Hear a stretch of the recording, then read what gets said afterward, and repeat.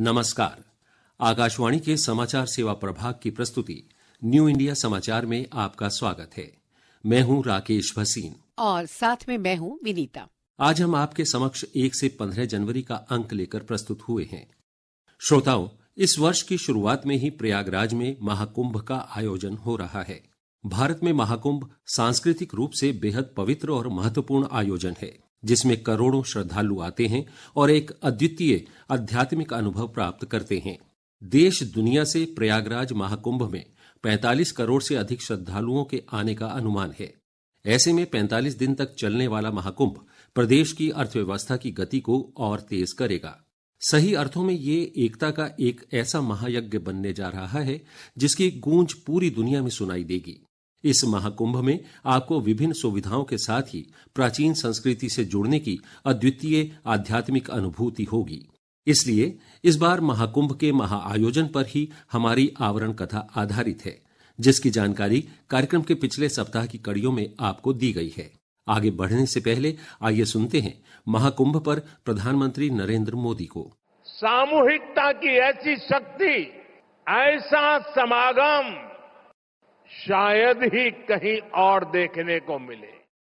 यहां आकर संत महंत, ऋषि मुनि, ज्ञानी विद्वान, सामान्य मानवी सब एक हो जाते हैं। सब एक साथ त्रिवेणी में डुबकी लगाते हैं। यहां जातियों का भेद खत्म हो जाता है, संप्रदायों का टकराव मिट जाता है। करोड़ों लोग एक ध्येय, एक विचार से जुड़ जाते हैं। इस बार भी महाकुंभ के दौरान यहां अलग अलग राज्यों से करोड़ों लोग जुटेंगे। उनकी भाषा अलग होगी, जातियां अलग होगी, मान्यताएं अलग होगी, लेकिन संगम नगरी में आकर वो सब एक हो जाएंगे। और इसलिए मैं फिर एक बार कहता हूं, ये महाकुंभ एकता का महायज्ञ है, जिसमें हर तरह के भेदभाव की आहुति दी जाती है। यहां संगम में डुबकी लगाने वाला हर भारतीय एक भारत श्रेष्ठ भारत की अद्भुत तस्वीर प्रस्तुत करता है। श्रोताओं, आज हम आपको बताएंगे पत्रिका में शामिल अन्य महत्वपूर्ण समाचारों के बारे में। व्यक्तित्व की कड़ी में माउंटेन मैन दशरथ मांझी की प्रेरणात्मक कहानी, प्रगति योजना से देश की हो रही प्रगति पर विशेष सामग्री, बीमा सखी योजना का शुभारंभ, प्रधानमंत्री नरेंद्र मोदी से जुड़े कार्यक्रम, केंद्रीय मंत्रिमंडल के निर्णय इस अंक में शामिल हैं।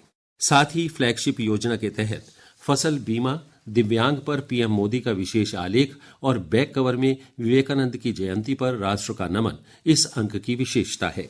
समाचार सार के अंतर्गत भारत द्वारा दवा प्रतिरोधी निमोनिया से निपटने के लिए स्वदेशी रूप से विकसित देश के पहले एंटीबायोटिक नेफिथ्रोमाइसिन का औपचारिक रूप से लॉन्च।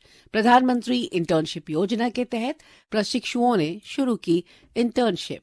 स्टार्टअप ने पैदा किए 16.6 लाख से अधिक रोजगार के अवसर। देश की शान वंदे भारत ट्रेन, जो अभी तक केवल शेयर कार की सुविधा दे रही थी, जल्द ही स्लीपर ट्रेन बनेगी। जल्द ही परीक्षण की तैयारी। गोवा को कार्गो और क्रूज हब के रूप में किया जा रहा है विकसित। और आयुष्मान व्यय वंदना कार्ड के लिए पंजीकरण 25 लाख तक पहुंचा जैसी जानकारियां शामिल है। वहीं पत्रिका के इनसाइड कवर पर वैश्विक स्तर पर गूंजती भारतीय संस्कृति को स्थान दिया गया है। प्रधानमंत्री नरेंद्र मोदी ने अपनी विदेश यात्रा के दौरान ब्राजील में रामायण, ऑस्ट्रिया में वंदे मातरम, पोलैंड में गरबा, भूटान में डांडिया रास, सिंगापुर में भरतनाट्यम, लाओस में बिहू और गायत्री मंत्र जाप, रूस में हरे रामा हरे कृष्णा की वीडियो झलकियां सोशल मीडिया पर साझा करने के साथ लिखा कि भारतीय संस्कृति की गूंज आज विश्व में हर जगह सुनाई देती है। इस अंक में व्यक्तित्व की कड़ी में दशरथ माझी को शामिल किया गया है। छेनी हथौड़ा से पहाड़ का सीना चीर कर रास्ता बना दशरथ माझी ने असंभव को संभव कर दिखाया। उस शख्स ने न दिन देखा न रात, उसका सिर्फ एक ही लक्ष्य था, पहाड़ को काटकर राह बनाना, जिससे लोगों का जीवन आसान हो सके। दृढ़ इच्छा शक्ति के धनी व्यक्ति दशरथ माझी एक ऐसे इंसान थे जो इंसानी जज्बे और जुनून की मिसाल हैं। दशरथ माझी की जीवनी जुनून के हकीकत में बदलने की कहानी है। ये हौसलों के आगे पहाड़ के झुक जाने की निशानी है। कोई भी काम मुश्किल भले ही हो, लेकिन नामुमकिन नहीं होता। लोगों में हौसला भरने वाले ये शब्द अपने आप में कितने सही हैं, इसका जीता जागता उदाहरण है बिहार के गया जिले के दशरथ माझी, जिन्होंने अपने हौसलों से सफलता की एक नई कहानी लिखी। दशरथ माझी का जन्म 14 जनवरी 1934 को बिहार के गया जिले के गहलौर गांव में हुआ था। उन्हें बचपन से ही मेहनत मजदूरी कर परिवार की सहायता करनी पड़ी। कई किलोमीटर का लंबा सफर तय करना पड़ता था या फिर पहाड़ लांघ कर जाना पड़ता था। कहा जाता है कि गांव में खराब चिकित्सा सेवाओं और पहाड़ के चलते दशरथ माझी की पत्नी की मौत हो गई थी। इसके बाद उन्होंने गहलौर के पास पहाड़ी को काट पास के कस्बों से गांव की दूरी कम करने का फैसला लिया। उन्होंने अपने दम पर पहाड़ से 360 फीट लंबा और 30 फीट चौड़ा हिस्सा काटकर रास्ता बनाया और 22 साल की अथक मेहनत ने वो कर दिखाया जो लगभग असंभव सा था। उनकी प्रेरक कहानी आप एएसपी पत्रिका में पढ़ सकते हैं। प्रगति एक ऐसा मंच जिसने लेट लतीफी और समस्याओं की परंपरा का समाधान कर क्रांति कर दी है। समस्याओं को परंपरा बना देने वाली पूर्व की नीतियों पर सीधा प्रहार करते हुए प्रधानमंत्री नरेंद्र मोदी ने शासन की कमान संभालते ही प्रगति फोरम बना समस्याओं का तत्काल समाधान की दिशा में महत्वपूर्ण कदम बढ़ाया। ये केंद्रीय सरकार के मंत्रालयों एवं राज्य सरकार को एक साथ लाने और शासन को सक्रिय बनाने के साथ समयबद्ध कार्यान्वयन के लिए सूचना, संचार और तकनीकी पर आधारित एक मल्टी मॉडल मंच है, जिसका उद्देश्य टीम इंडिया की भावना के तहत परियोजनाओं की समीक्षा और उसमें होने वाली बाधाओं को दूर करना है। प्रगति की बैठक की महत्ता इससे भी समझी जा सकती है कि प्रधानमंत्री स्वयं इसमें सरकार की योजनाओं से जुड़ी शिकायत और उसकी प्रगति की समीक्षा करते हैं। मार्च 2015 से शुरू हुई इस पहल की 44वीं बैठक अगस्त 2024 में हुई। प्रगति बैठकों के 44वें संस्करण तक 18.12 लाख करोड़ रुपए की कुल लागत वाली 355 परियोजनाओं की समीक्षा की गई है। हाल ही में ऑक्सफोर्ड यूनिवर्सिटी ने भी इस पहल की सराहना की है, क्योंकि प्रगति सुशासन को नए सिरे से परिभाषित कर विकास के नवयुग का परिचायक बन गया है। प्रगति प्रौद्योगिकी और शासन के एक अद्भुत संयोजन का प्रतिनिधित्व करती है। ये सुनिश्चित करती है कि बाधाएं दूर हों और परियोजनाएं समय पर पूरी हों। पिछले कुछ वर्षों में इन सत्रों से ठोस लाभ हुए हैं, जिससे लोगों को बहुत लाभ हुआ है। हाल ही में आई एक वैश्विक रिपोर्ट के बाद प्रधानमंत्री नरेंद्र मोदी ने एक संदेश में कहा कि ये अध्ययन भारत के प्रगति मंच के प्रदर्शन को मान्यता है।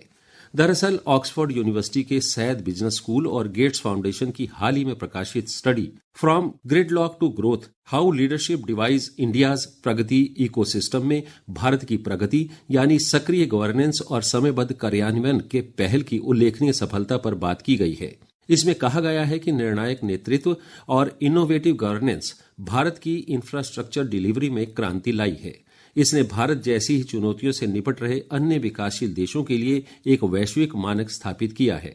25 मार्च 2015 को लॉन्च की गई प्रगति पहल न्यूनतम सरकार अधिकतम शासन के दृष्टिकोण पर चलती है। ये कार्यक्रम भारत की विकास यात्रा को तेजी से आगे बढ़ाने के लिए सहयोग, पारदर्शिता और प्रौद्योगिकी को बढ़ावा देता है। साथ ही प्रोजेक्ट प्रबंधन में उत्कृष्टता सुनिश्चित करता है।